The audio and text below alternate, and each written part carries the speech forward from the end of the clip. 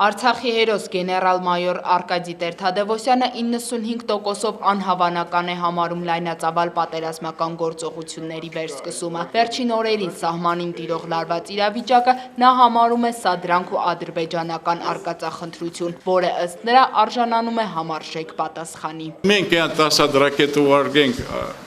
Ադրբեջանի վրա, Ադրբեջանից ոչ մի բան չկա։ Нефтепроводы, трубопроводы, нефтеперерабатывающие заводы, газопроводы, ու սա Հայաստանի կողքից անցնում, это որ имеет Տավուշի տարածքն, ու սա Ադրբեջանը в общем-то сгорит, уничтожится. Это առաջինը, երկրորդն է մեր վրա այդ իրանք 500 տանկ ունեն։ Այդ 500 տանկը մենք տեղի չունեն, որ մեր Հայաստանի վրա, Ղարաբաղի վրա ճամփա չկա, տանկապաստեղ участков нету։ Չեն կարա իրանք այդքան տանկ բանան, բայց մենք 100 տանկով կարանք այդ սաղ Ադրբեջանը, Աստված չանի, թող այդ նպատակին չհասնենք, որ այդ կռիվը եղնի, բայց այդ կռիվը եղնի, դուք լավ իմացեք, որ ինչա մեծ մարդկային կորուստներով, շատ մեծ մարդկային կորուստներով Ադրբեջանը կարող է ոչ մեկը չի թողին չէ Ադրբեջան չեն, Ադրբեջանը կմնա, բայց այն չափի կմնա, որ իրան ոնց որ որոշել են ինքը մի քանի պետության բանկերն էլի разделиться։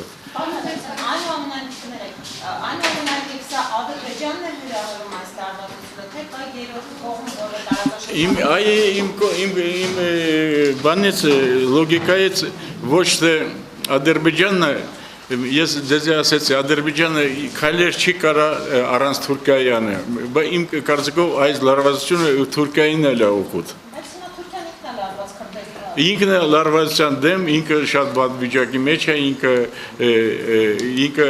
իրանց դիպլոմատիան ուժը 600 տարի է, իրանք սխալ քայլեր չեն անում, ու ինչ որ իրանք անում են, իրանք բան են անում։ Մենք չենք կարա, ես չեմ կարա ասել, որ ինչա իրանք սխալ քայլեր են անում, անմտածված քայլեր են անում։ Տրամաբանությունը այն որ ինչա իր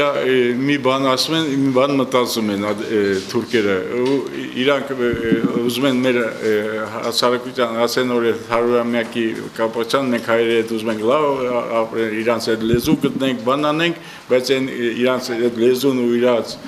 մտածողությունը ինչ պետք է հայերի դեմ անել, անում են ադրբեջանցի։